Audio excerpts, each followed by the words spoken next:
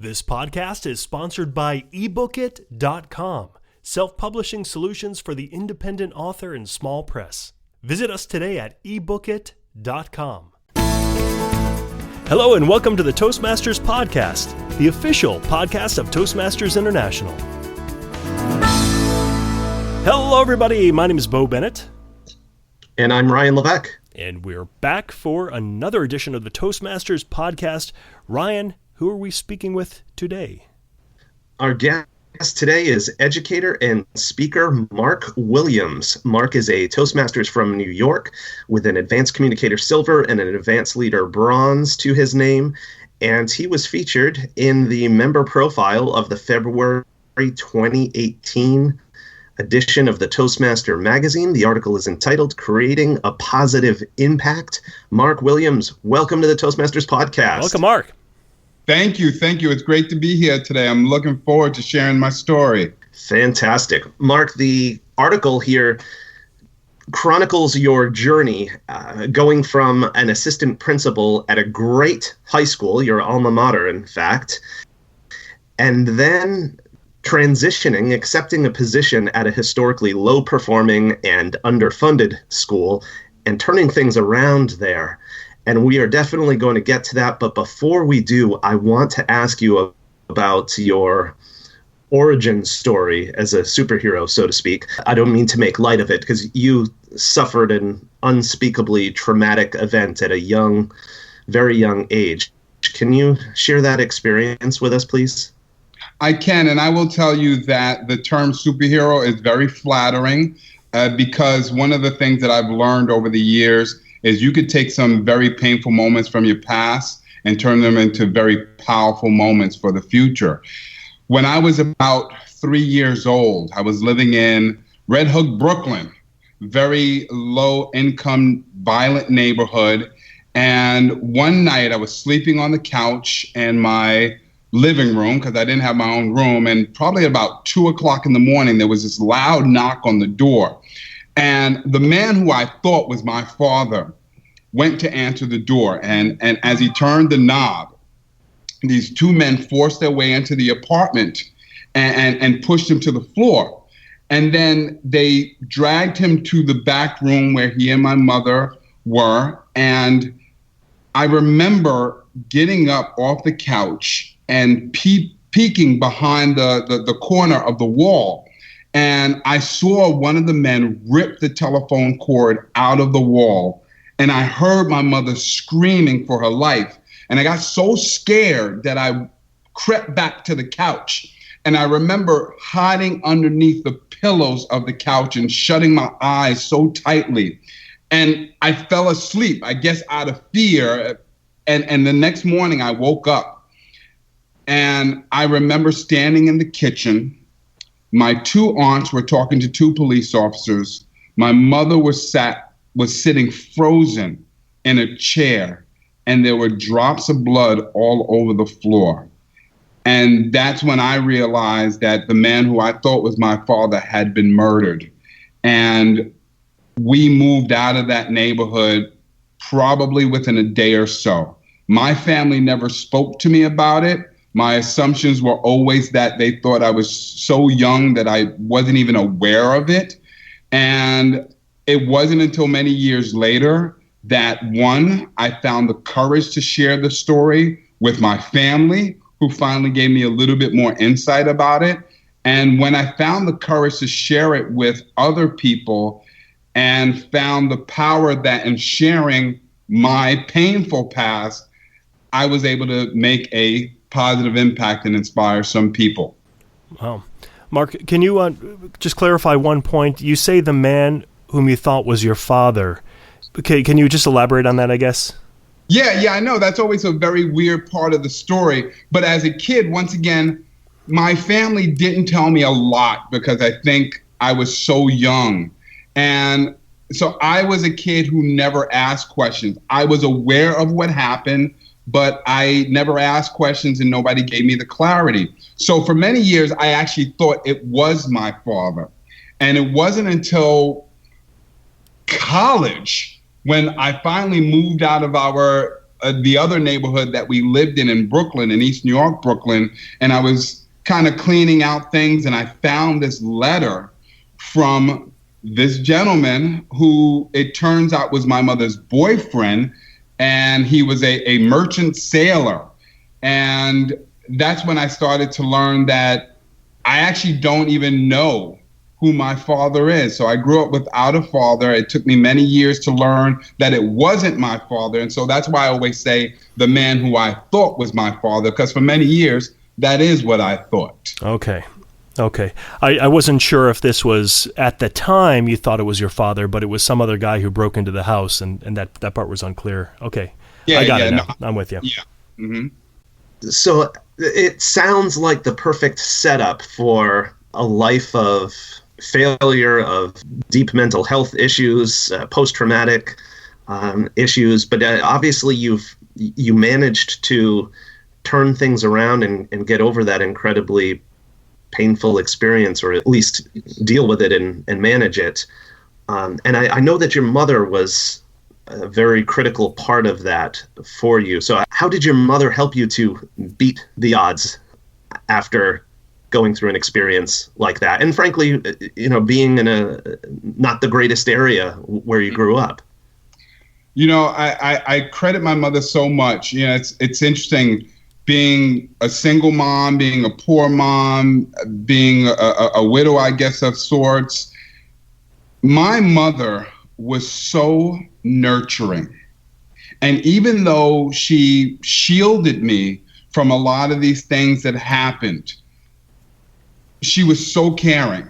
She was so involved in everything that I could do. And even when she couldn't help me out with homework, she was there. She always had this smile on her face. But the thing that I remember about my mother the most is that I knew that she always found a way to be happy, even in the saddest of situations. And so that inspired me to always try to look for a more positive outcome or a more positive perspective. It's very interesting growing up and seeing somebody who seems helpless, who always seems hopeful. And so I always grew up knowing how much my mother struggled, always being driven by, if she's hopeful in this situation, then I'm hopeful to someday put myself in a situation where I can help her live a better life. So she always drove me. It's funny, her helplessness kind of made me hopeful to help her. And that's what kind of drove me to do the things that I do. Nice. So as I alluded to at the beginning, Marc, here you are, you've gone on, you've started your career, you're working as an assistant principal at a great school, and you get this opportunity to take a position as a principal at a school that, as I said earlier, was low performing, underfunded, and you had 24 hours to make the decision as to whether you would take that position or not. What made you decide to go from what I imagine was a very comfortable position to taking on a pretty seemingly insurmountable challenge? I guess it was a couple of things. First of all, it was very hard to leave my former school because I was a student there, because I had spent so many years there and formed so many bonds. It was tough. I think ultimately what encouraged me to take this opportunity was, one, that conversation with a student from my former school who I ran into in the street one day, who asked me if I was still at Brooklyn Tech, and he said, I really need to be at a school where there are other students who need my help, students who are suffering and struggling much more than the kids that I was currently serving. That really inspired me. Also, while I was at Tech, I had an opportunity to write about my own story. So I authored my own book, and I started doing a lot of research into struggling youth. And I really saw this as an opportunity to not just write about it, but to do something about it. And it was a tough decision to make in 24 hours, but I saw a need, and I saw a connection, and I saw a way to fulfill a purpose at the time. And so you get to this new school, and there's this pretty dramatic transformation. And one part of your story that I think I'm clear on, but I'd like you to clarify. When you got to the school, I understand it was, I'll call it a traditional high school, but one of the big changes that you made was turning it into a secondary school for journalism. Is that correct, or was there a journalism theme, so to speak, already as part of the school before you got there? So let me give some clarity on that. We have a lot of themed schools in New York City. I'm probably not sure that's the same around the country.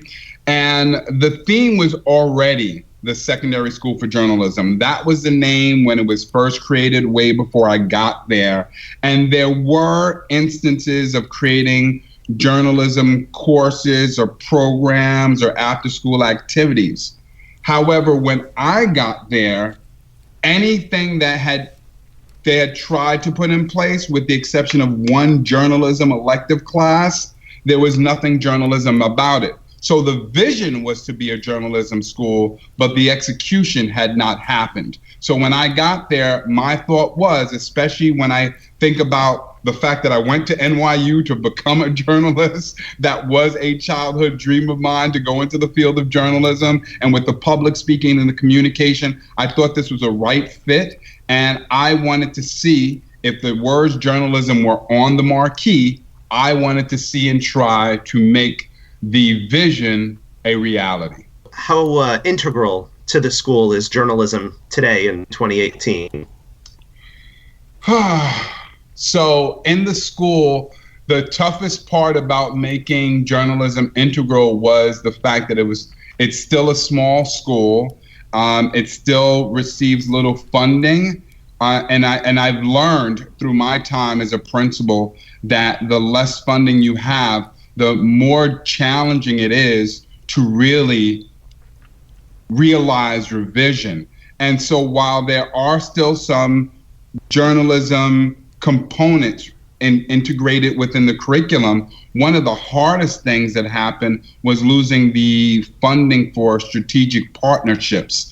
If I were still there, one of the things that I would want to do is try to build some of those strategic partnerships, whether it be through professional networks or personal networks, because I think that whether students are going into the field of journalism or not, what's integral about teaching journalism is the teaching of research, presentation, and communication and questioning. And of course, those skills have much to do with your experience as a Toastmaster. When did Toastmasters come into the mix for you, and how has Toastmasters helped you with your various career pursuits? I remember sitting with a coworker and helping her with a presentation. And I was talking about how much I like to be on stage, because I hosted a lot of assemblies when I was at Brooklyn Tech and got a lot of opportunities to speak in front of crowds. And she was the one who first talked to me about being a professional speaker or a professional coach for speaking. And she gave me this DVD about being a professional speaker. And all I kept hearing was Toastmasters, Toastmasters, Toastmasters. So I looked it up. I found my local club at LIU Brooklyn Toastmasters, and I joined, and I was so ready. I think I gave my icebreaker speech within like the first week. And it was a lot of fun for me because I like being up in front of an audience. But the reason why I talk so proudly about Toastmasters is because of how it not only transformed my passion, but it transformed my ability. And I talk about in the article about how I had a teacher come up to me one day and say, "You seem so much more confident." And I realized that the only thing that I had done differently in the past couple of months was be a member of Toastmasters. But beyond the skills that I learned, beyond the confidence that I've learned, the networks have been incredible. And there's a lot of things that I've been able to do as a speaker and as an educator because of the evaluations, the networking, and the skills development of Toastmasters. So it's been an incredible journey. Mark, is the job very different that you're in now compared to the assistant principal? I know the setting is different, but the overall position between an assistant and the head honcho, what are some of the differences, and how did you handle those differences, those changes? The biggest difference is that you're in charge of everything.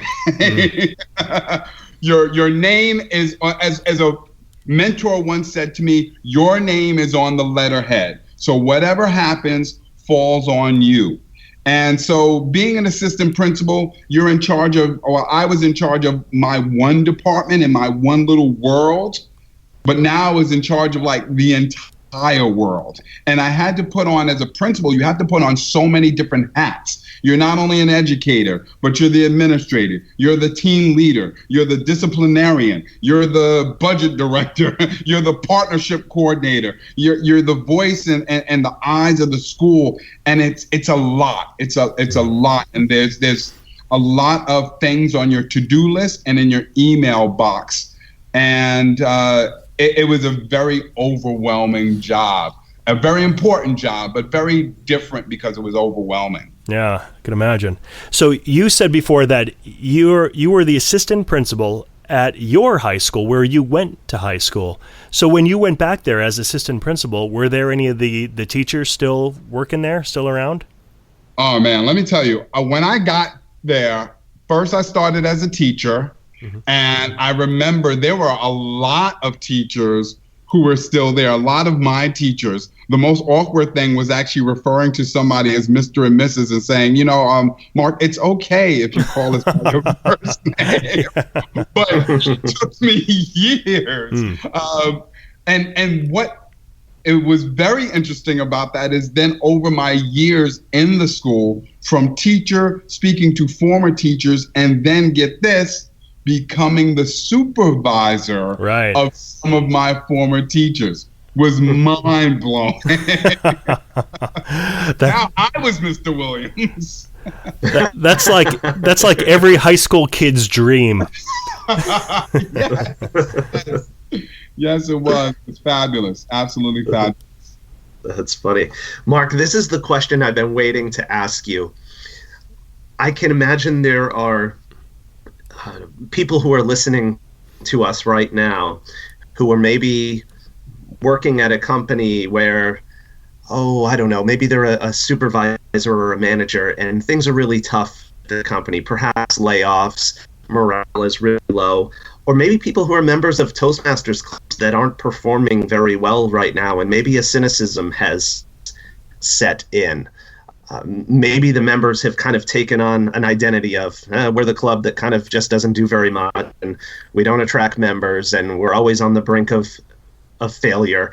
And obviously there are lots of variations on a theme of different scenarios people listening could be in that have some of those qualities. So how do you, as a leader, go into a situation like that, or maybe you're already in a situation like that, and affect a cultural change? How do you overcome that cynicism and take people from a low point to an area where people are starting to achieve and succeed?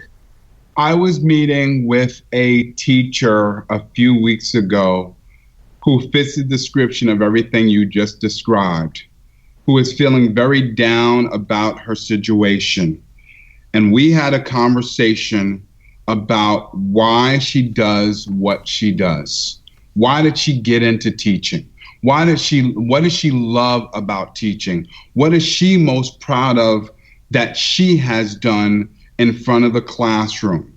And when you think about why you do what you want to do, when you think about what you want to do and how much you love doing it, sometimes we need that reminder.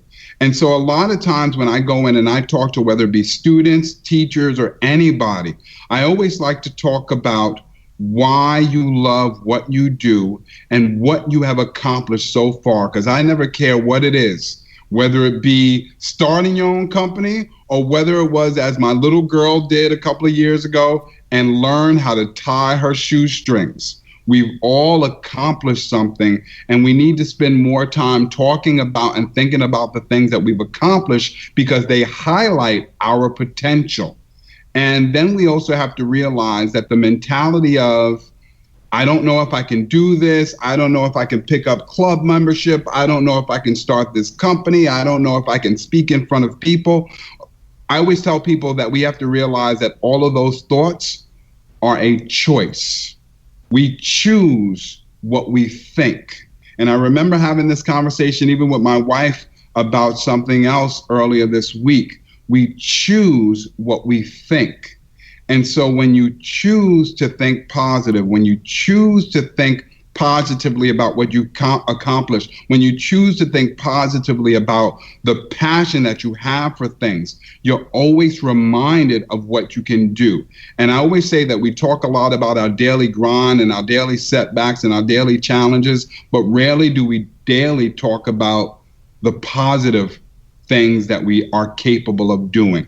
We need to talk about those things more because those are the mental muscles and the mental fuel that keep us going. I'm proud to have created a family environment at my former school. I am proud to have done whatever I was able to do while I was at journalism. I'm proud of what I've been able to do with teachers that I currently work with now, because I think what I've been able to do is make people believe that they have something deep down within that can make something incredible without, or throughout, I should say. Sorry, that was an English teacher moment.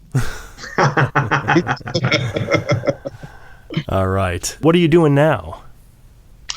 So what I'm doing now is I'm actually working with professional development. I'm doing professional development in the area of resume writing and interviewing strategies, specifically for teachers who are coming out of schools that are closing or consolidating, and to no fault of their own, they don't have a regular position anymore and they're looking for a new teaching position. But unfortunately, especially in the teaching profession, some people haven't updated their resumes or gone on interviews in years. So I now have this passionate and great mission of helping people to use their communication skills to remarket themselves. So that's what I'm doing, in addition to doing everything I can do to get in front of audiences and pursue my career as a professional speaker and trainer. Great. And how could people get in touch with you? Do you have a website, someplace that they can go check you out? I do have a website. It's www.marcwilliamsspeaks. That's MarcWilliamsspeaks.com. You can check out my website, which is attached to my Twitter feed and my Instagram feed. They can also check out my book, Beyond Limitations, From a Boy Without Promise to a Man with Potential. I'm so proud of Beyond Limitations, so I definitely suggest that people check that out. But you can check me out at MarcWilliamsspeaks.com. I'd love to hear from anybody and everybody to help everybody. Okay. This has been great, Marc. Thank you so much for your time. Thank you. It's been wonderful. Thank you for doing what you do. All right. Take care, Marc. Bye-bye. Take care.